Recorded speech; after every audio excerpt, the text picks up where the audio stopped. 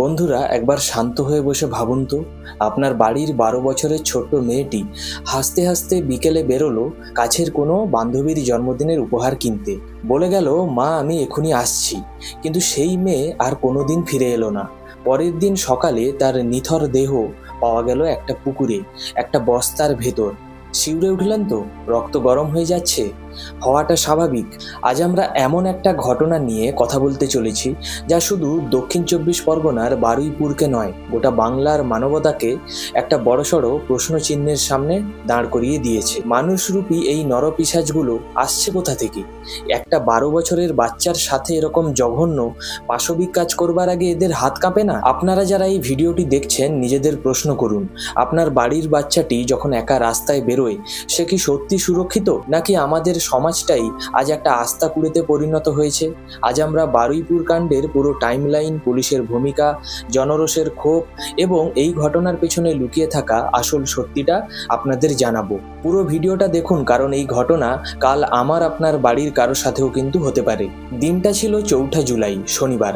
বারুইপুর আর 5টা সাধারণ বিকেলের মতো একটা বিকেল। ঘড়িতে তখন বিকেল 4:30। 12 বছরের একটা ফুটফুটে নাবালিকা মেয়ে চোখে মুখে আনন্দ নিয়ে বাড়ি থেকে বেরোলো। উদ্দেশ্য খুব সাধারণ, এক বান্ধবীর জন্মদিন, কাছের কোনো দোকান থেকে তাকে একটা ছোট্ট গিফট কিনে দিতে হবে।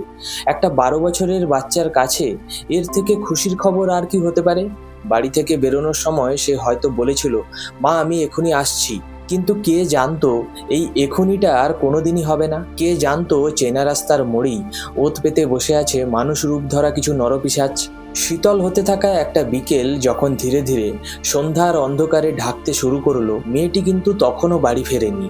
একটা সাধারণ গিফট কিনতে কতক্ষণ লাগে? আধ ঘন্টা, 1 ঘন্টা। কিন্তু ঘড়ির কাঁটা যখন সন্ধে গড়িয়ে রাতের দিকে এগোচ্ছে, পরিবারের লোকজনের অবস্থাটা একবার কল্পনা করুন। বুকের ভেতরটা ছ্যাঁত করে ওঠে না?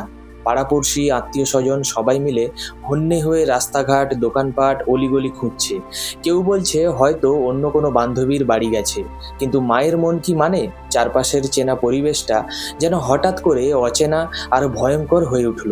অবশেষে উপায় না দেখে পরিবার ছুটে যায় পুলিশের কাছে। আর এখানেই আসে আমাদের সমাজের সবথেকে বড় এবং কদর্য প্রশ্নটা। একটা মিসিং ডায়েরি হওয়ার পর আমাদের দেশের পুলিশ ঠিক কতটা তৎপর হয়? পরিবারের অভিযোগ ছিল, প্রথম দিকে নাকি পুলিশ বিষয়টাকে ততটা সিরিয়াসলি নেয়নি। কোথাও হয়তো গেছে, চলে আসবে, এই চিরাচরিত মানসিকতা কি এই কেসটাতেও কাজ করছিল?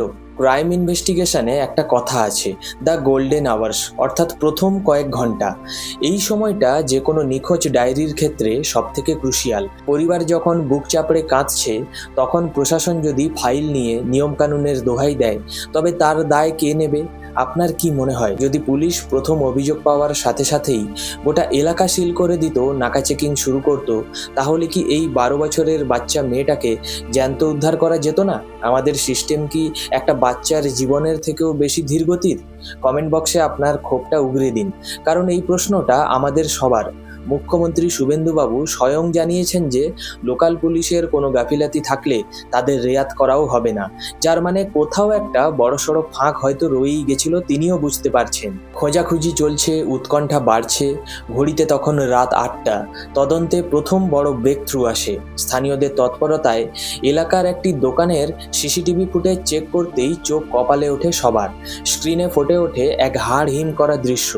দেখা যায় নীল রঙের ক্যাপ পরা একজন যুবকের সাথে মেয়েটি নিঃশব্দে পথে হেঁটে যাচ্ছে। একটু থামুন এবং সাইকোলজিক্যাল দিকটা বিশ্লেষণ করুন। একটা বাচ্চা মেয়ে কেন ওই লোকটার সাথে হেঁটে যাবে? ভয়ঙ্কর ব্ল্যাকমেইল কি? তাকে কি এমন কোনো হুমকি দেওয়া হয়েছিল যে চিৎকার করলে বা পালানোর চেষ্টা করলে তাকে মেরে ফেলা হবে?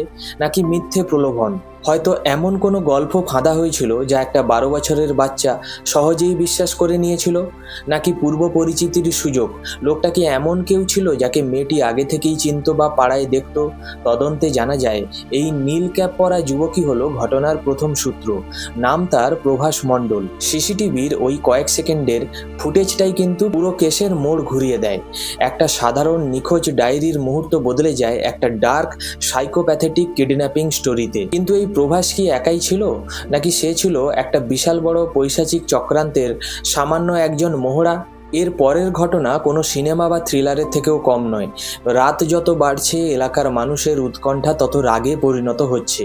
সিসিটিভি ফুটেজ দেখে স্থানীয় মানুষজন এই যুবককে চিনে ফেলে। ভোর 4টে নাগাদ এলাকার উত্তেজিত জনতা সোজা পৌঁছে যায় ওই যুবকের বাড়িতে। জেরার মুখে প্রভাস মণ্ডল যা স্বীকার করে তা শুনলে আপনার পায়ের তলা থেকে মাটি সরে যাবে। সে জানায় মেয়েটিকে অপহরণ করে 4 জনের একটা গ্যাংয়ের হাতে তুলে দেওয়া হয়েছিল, আর এর বিনিময়ে সে কত টাকা পেয়েছিল জানেন কি? মাত্র 10,000 টাকা। হ্যাঁ, মাত্র 10,000 টাকার বিনিময়ে একটা 12 বছরের ফুটফুটে শিশুর জীবন বেঁচে দেওয়া হলো। সকাল 9টা বাজতেই সূর্যপুর হাটের কাছের একটা পুকুর থেকে উদ্ধার হয় এই বাচ্চা মেয়েটির বস্তাবন্দি দেহ। শ্বাসরোধ করে চরম অত্যাচার করে তাকে নাকি খুন করা হয়েছে। এই দৃশ্য দেখবার পর এলাকার মানুষ আর চুপ থাকতে পারেনি। সাধারণ মানুষের ধৈর্যের বাঁধ ভেঙে যায়। শুরু হয় গণপিটুনি। আরেক অভিযুক্ত 26 বছরের ইন্দ্রজিৎ তাঁতি জনতার রোষের মুখে পড়ে, আর সেই গণপিটুনিতেই তার মৃত্যু হয়। পরিস্থিতি এতটাই নিয়ন্ত্রণের বাইরে চলে যায় যে গোটা বারুইপুর রণক্ষেত্র চেহারা নেয়। বারুইপুর জয়নগর রোড অবরোধ, রাস্তায় কাঠ আর টায়ার জ্বালিয়ে বিক্ষোভ, সূর্যপুর স্টেশনে রেল অবরোধ, পুলিশ এবং কেন্দ্রীয় বাহিনীকে লক্ষ্য করে ইট পাথরও ছোঁড়া হয়, পুলিশের গাড়ি ভাঙচুরও করা হয়। এখানে আপনাদের কাছে আমার একটা প্রশ্ন, এই যে জনতা আইন নিজের হাতে তুলে নিল, গণপিটুনি দিয়ে একজনকে মেরে ফেললো, এটা কি সমর্থনযোগ্য? একদিকে যেমন আইনের চোখে এটা অপরাধ, অন্যদিকে ভেবে দেখুন তো ওই বাচ্চাটার পরিবারের জায়গায় আপনি থাকলে আপনার রিয়াকশন কি হতো? সিস্টেমের ওপর থেকে মানুষের বিশ্বাস উঠে গেলেই এরকম গণরোষ তৈরি হয় নাকি? আপনাদের মতামত অবশ্যই কমেন্ট বক্সে জানাবেন। এই ঘটনার পর প্রশাসন নড়েচড়ে বসে। পরিস্থিতি নিয়ন্ত্রণে আনতে বারুইপুর, নরেন্দ্রপুর এবং সোনারপুর থানা এই এলাকায় ভারতীয় ন্যায় সংহিতায় 163 ধারা জারি করা হয়। গঠন করা হয় 6 সদস্যের এসআইটি এবং বেঙ্গল এসটিএফ ও সিআইডি টিম। পুলিশের টার্গেট ছিল পরিষ্কার, 24 ঘন্টার মধ্যে আসল চক্রীদের ধরতে হবে। প্রথমে প্রভাস মণ্ডল, এরপর সূর্যপুরের আটঘরা থেকে সকালে ধরা পড়ে দিবাকর সর্দার। কিন্তু এই পুরো গ্যাংটার মাস্টারমাইন্ড কে ছিল? সিসিটিভি, কল রেকর্ডস আর মোবাইল লোকেশন ট্র্যাক করে পুলিশ পৌঁছায় আসল খলনায়কের কাছে, আনন্দ সর্দার। এই আনন্দ সর্দারই হলো সেই ব্যক্তি যে পুরো প্ল্যানটা করেছিল। সে পেশায় একজন ড্রাইভার। মেয়েটিকে অপহরণ করে ঠিক কোথায় নিয়ে যাওয়া হবে, কিভাবে তাকে আটকে রাখা হবে, মুক্তিপণ চাওয়া হবে কিনা, পুরো নীল নকশাটা এই আনন্দের মাথা থেকেই বেরিয়েছিল। পুলিশ বারুইপুর বাজার সংলগ্ন এলাকা থেকেই এই মূল অভিযুক্ত আনন্দ সর্দারকে অ্যারেস্ট করে। অর্থাৎ সে এলাকা ছেড়ে পালাতেই পারেনি। কিন্তু মোটিভ কি ছিল? শুধু কি ধর্ষণ এবং খুন, নাকি এর পেছনে অন্য কোনো মুক্তিপণের চক্রান্ত ছিল? পুলিশ এই মুহূর্তে সেটা খতিয়ে দেখছে। যে কোনো বড় ঘটনার মতোই এ ঘটনাতেও পলিটিক্যাল রিয়াকশন আসতে বাধ্য। কিন্তু এবার প্রশাসনের তরফ থেকে একটা কড়া বার্তা দেওয়া হয়েছে। বর্তমান মুখ্যমন্ত্রী শুভেন্দুবাবু সরাসরি এই নির্যাতিতার বাবার সাথে ফোনে কথা বলেন। তিনি স্পষ্ট জানিয়ে দেন, ক্যাপিটাল পানিশমেন্ট অর্থাৎ ফাঁসি পর্যন্ত দেওয়া হতে পারে দোষীদের। নারী নির্যাতনে জিরো টলারেন্স। এমনকি মুখ্যমন্ত্রী এও স্পষ্ট করেন যে যদি লোকাল পুলিশের কোনো গাফিলাতি প্রমাণ হয় তবে তাদেরও রেয়াত করা হবে না। পাশাপাশি যে জনতা আইন নিজের হাতে তুলে নিয়েছিল, পুলিশের ওপর হামলা করেছিল, তাদেরও চিহ্নিত করা হচ্ছে। এই ঘটনায় মোট 4টি এফআইআর হয়েছে। প্রথমটি হলো ধর্ষণ এবং খুনের মামলা অর্থাৎ পক্সো আইনে, দ্বিতীয় গণপিটুনিতে মৃত্যুর মামলা, তৃতীয় হলো রেল অবরোধের মামলা এবং চতুর্থ পুলিশের ওপর হামলা এবং গাড়ি ভাঙচুরের মামলা। নিহত বাচ্চাটির মা মিডিয়াকে জানিয়েছেন 24 ঘন্টার মধ্যে মূল অভিযুক্তরা ধরা পড়েছে। এর জন্য সরকারকে ধন্যবাদ। আমরা বিচার চাই এবং আশা করছি বিচার পাবো। বন্ধুরা, দোষীরা তো ধরা পড়েছে, হয়তো কাল তারা জেলের ঘানি টানবে, হয়তো ফাঁসির দড়িও তাদের গলায় পরানো হবে।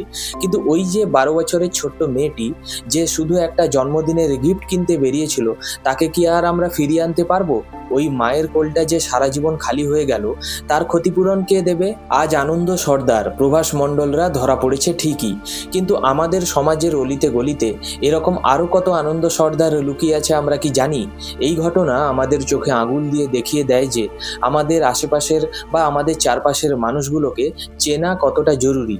24 ঘন্টার মধ্যে পুলিশের এই অ্যাকশন অবশ্যই প্রশংসনীয়, কিন্তু এই অ্যাকশনটা যদি অপহরণের ঠিক পরেই নেওয়া হতো, যদি সিসিটিভি ফুটেজটা রাতেই অ্যানালাইসিস করে পুলিশ ঝাঁপিয়ে পড়তো, তাহলে কি মেয়েটা আজ বেঁচে থাকতো না? এই যদি আর কিন্তুগুলো চিরকাল তাড়া করে বেড়াবে ওই পরিবারকে।